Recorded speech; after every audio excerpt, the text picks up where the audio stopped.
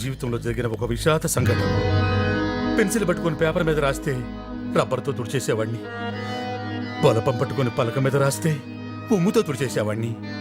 కానీ ఆ సంఘటన నా హృదయంలో రాసుకున్నా. జరగదు, జరిగిపోదు. అసలేం జరిగిందన్నా? తూలీగా తూలీగా ఎందాక పరిగెడతావే. ఆ పాట ఆ రోజుల్లో బాగా ఫేమస్. అప్పుడు నా వయసు 10 ఏళ్ళు, నా బుజ్జి వయసు 6 ఏళ్ళు. ఇద్దరం చెరువు టైరు పట్టుకొని అదే పాట పాడుకుంటూ ఆడుకుంటున్నాం. ఆ ఆటలో అనుకోకుండా హైవే ఎక్కేశాం. నాకంటే నా బుజ్జి తొందరగా వెళ్ళిపోవాలన్న ఉద్దేశంతో టైరు దొర్లించుకుంటూ ముందుగా వెళ్ళిపోయింది. ఆ వెళ్ళిపోవటం ఎంతవరకు తిరిగి రాలే. అన్నా కొన్ని బుజ్జి ఇంకా టైరాటే ఆడుకుంటుందేమో. అంత ఓపిక దానికున్నా టైరుకుండదు. ఓ అరిగిపోయి ఉంటది కదా. లోపలికి చూసావో. రేయ్ ఏంద్రా లేట్? ఫోటో అయిందా? ఏంటి అయ్యేది? షార్ట్ సర్క్యూట్ అయ్యి కంప్యూటర్ కాలిపోయింది. సరే మా చిన్న బుజ్జి ఫోటో ఇచ్చే. కంప్యూటర్ తో పాటు ఇది కూడా కాలిపోయింది. ఏంట్రా ఇది? శంకరన్ తెలిసి చంపేస్తాడ్రా. నువ్వే నన్ను కాపాడాలన్నా. అయిందా? వస్తున్నా. ముమైత్ ఖాన్ దీంతో మేనేజ్ చేస్తా. కూర్చో అన్నా. ఆశ్చర్యం, అద్భుతం. నీ సిగ్గపిల్ల బుజ్జి ఎవరో కాదు, ముమైత్ ఖాన్. ఏంటి నా కాబోయే పిల్ల సినిమా యాక్టరా? ఎంత శుభం చెప్పావురా. ఆగు, నా బుజ్జి ఫోటో ఏది? ఇదే అన్నా. ఇదిగోనా, చిన్నప్పుడు ఫోటో. అది పెద్ద చేస్తే నీది అయిందన్నా. ఓహో, అయితే పద. ఎక్కడికన్నా? నా బుజ్జి దగ్గరికి. అన్నా అప్పుడంటే వదిన నీ బుజ్జి గాని ఇప్పుడు మంచి రేంజ్ లో ముమైత్ ఖాన్ అన్నా. డబ్బులు బాగా సంపాదించి మర్చిపోయి ఉంటుందన్నా. ఏడిసావు. నా మమ్మీ గారి గురించి నీకే తెలుసా? ఇప్పటికి ఇంకా నా వయసు నిండా 16. చీటికి మాటికి చెయ్యేస్తే చుట్టూ రాలే. పదండి. బుజ్జి వద్దు ఆగండి, ఒక్క నిమిషం సార్. ఒక్క నిమిషం చాలు, నా బట్టు కుక్కల చెంచిన వేస్తారైపోతుంది బాబోయ్. సార్ కాదనకండి సార్. అమ్మా తల్లి, నీకు మోకాళ్ళొచ్చి శిరసాభివందనం చేస్తున్నాను. చూడమ్మా, భారీ వర్షంలో ఫ్లైఓవర్ కింద ఉండడం ఎంత ప్రమాదమో, సండే పూట లుంబిని పార్క్ వెళ్ళడం ఇంకెంత ప్రమాదమో. ఇది అంతే.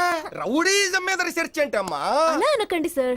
ఈ సిటీలో 1,50,00,000 మంది ఉన్నారు. అందులో పేరు మోసిన రౌడీలు ఓ 10 మంది ఉంటారు. వాళ్ళే ఈ సిటీని భయపెడుతున్నారు, వణికిస్తున్నారు. అసలు వాళ్ళు ఎందుకు రౌడీలుగా మారుంటారు? దానికి రీసెర్చ్ ఎందుకు? 4 తెలుగు సినిమాలు చూస్తే పోలే. అవును సార్, మీరు చాలా ఇంటెలిజెంట్.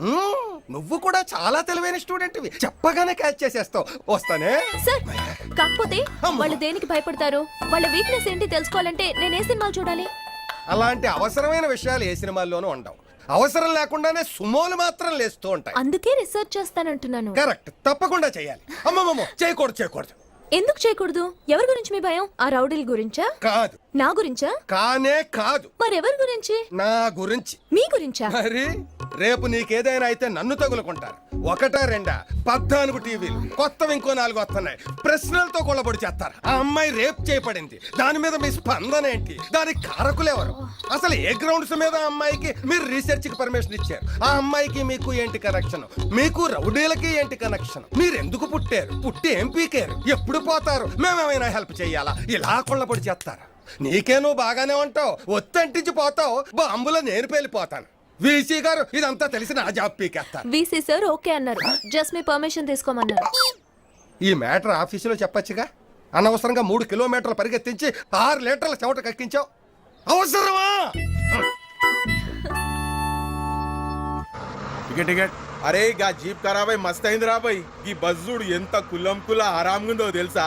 అరే చిచ్చా, రేపు ఒక జబర్దస్త్ ఇస్పాడు పెట్టు, మనం బిగ్గిసండి బస్సు కొనుక్కొని ఆరాంగా పోదాం. ఏమంటున్నారా?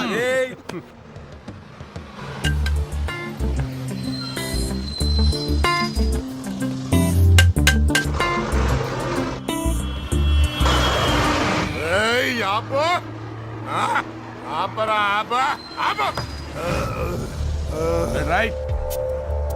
బస్ స్టాప్ లేకొచ్చు ఆగినప్పుడు బస్ స్టాప్ లెక్కెట్టాడు ప్యాసింజర్ రా, రోడ్డు మీద ఎక్కెట్టాడు రౌడీ రా. తప్ప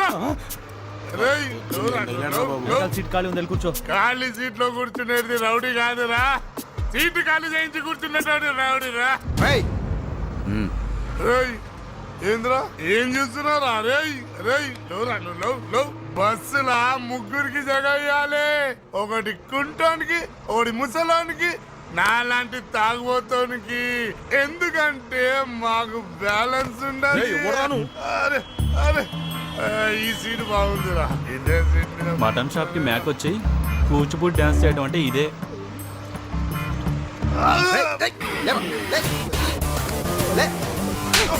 బస్ ఎక్కినప్పటి నుంచి చూస్తున్నా. నువ్వు రౌడీ అయితే నీలాంటి రౌడీలతో పెట్టుకో, అంతేగాని ఇలాంటి అమాయకుల మీద నీ ప్రతాపం. నోరు మూసుకుని కూర్చో. మంచితనం ఉండాలి, మరీ ఇంత మంచితనం ఉంటే ఎలా? చేతగాంతనం అంటారు.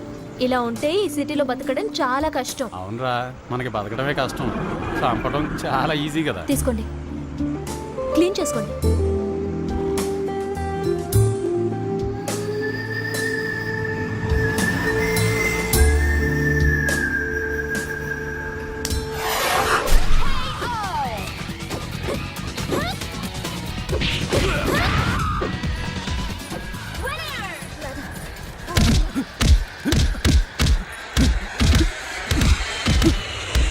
వదిలే, సూప్లా జరంతా విశ్వాసం తక్కువైంది. ఏంటి? ఉప్పు తక్కువైందనిలే వాడి బాధ. ఇదిగో కలుపుకో. ఎరా, నీళ్లు లేకుండా ముందు అవుతావు, ఉప్పు లేకుండా సూపు తాగలేవా? అరే ఓ, నీళ్లు లేకుండా మందు కొడితే కిక్ వస్తుందవా, ఉప్పు లేకుండా సూపు తాగితే కక్కు వస్తుంది. ఏం చెప్పాడు రా? అదేంటే అందరికి ఇచ్చావు, నాకేది? నువ్వు కిందికి రా, నీకు కావాల్సింది అక్కడ ఇస్తా. చూసారా, మీకు సూప్ అమ్మా, నాకు అన్ని స్పెషల్సే. పెళ్లి చేసుకుంటే ఉండే లాభం ఇది. రేయ్, ఎంతకాలం ఈ బ్యాచులర్ లైఫ్ రా? నా మాటిని పెళ్లి చేసుకో. చేసుకుని నేను అనలేదే. అనలేదా? అయితే నేను చెప్పలేదు. రేయ్, రేయ్, చాలా ఆపండి రా.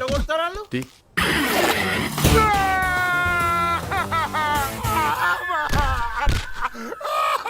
రేయ్, ఫ్రీగా చంపడం మాకు అలవాట్లేదురా, అందుకే బ్రతికిపోయావు. అన్న బస్సులో మునీషోలా ఉన్నింటివి, ఇప్పుడేందన్నా లంకేషోలా ఉన్నావు. అమ్మా, అందేసి మళ్ళీ బస్సు ఎక్కుతావరా? బస్సు కాదన్నా, రోడ్డు కూడా ఎక్కనన్నా. అమ్మా. అవును గాని అక్కడ ఇవ్వాల్సిన కోటింగ్ ఇక్కడ ప్లాన్ చేసినావంటే గా పోరిము కూడా మంచిగా ఉండదంలే. కాదురా, అమ్మాయి బాగుందనే. ఎరా రైట్? ఛ, ఏం లేదురా. అయితే అదే. దొరికిపోయాడు కాకా.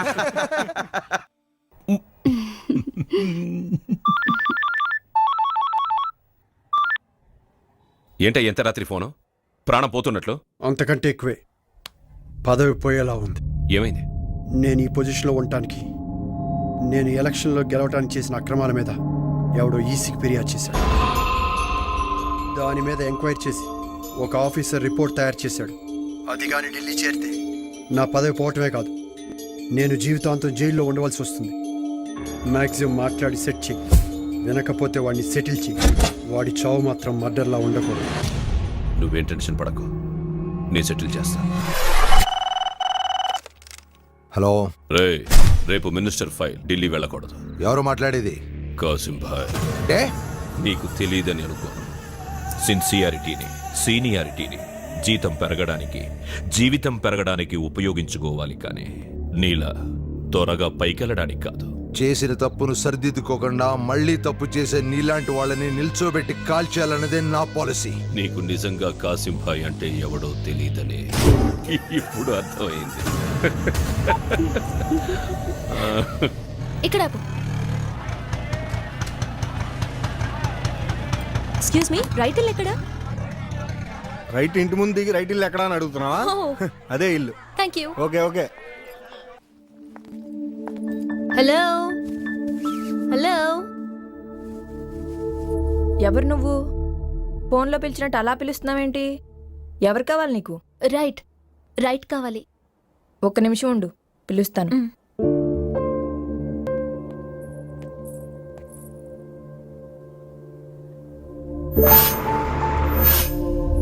మీరా, ఏంటి ఇలా వచ్చారు?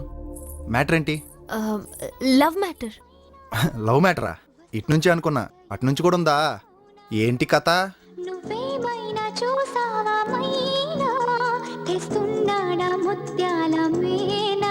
అనంతపూర్లో మొదలై హైదరాబాద్ వరకు వచ్చింది. అనంతపూరా? అవును, మాది అనంతపూర్ అండి. మా బావ పెద్ద ఫ్యాక్షనిస్ట్, పైగా దాదా, పేరు శంకర్. బలవంతంగా నన్ను పెళ్లి చేసుకోవాలని అన్నీ వదిలేసి నా చుట్టూ తిరుగుతున్నాడు. మా అన్నయ్యలిద్దరిని చంపేసి నన్ను తీసుకెళ్లిపోతుంటే కబడ్డీ పోటీలకనొచ్చిన రాజేష్ మా బావని కొట్టి నన్ను హైదరాబాద్ తీసుకొచ్చాడు. ఇక్కడ వాళ్ళ నాన్న ఓ పోలీస్ కమిషనర్. అతన్ని అరెస్ట్ చేసి జైల్లో పెట్టారండి. ఇప్పుడు మా బావ వస్తాడేమోనని నేను మీ దగ్గరకు వచ్చాను. ఆ? ఎగ్జాక్ట్లీ చా ఆ సినిమా చూసే మా బావ ఇలా చేస్తున్నాడు. మా బావకి నేను దొరకకుండా ఉండాలంటే నాకు మీరు కొన్ని రోజులు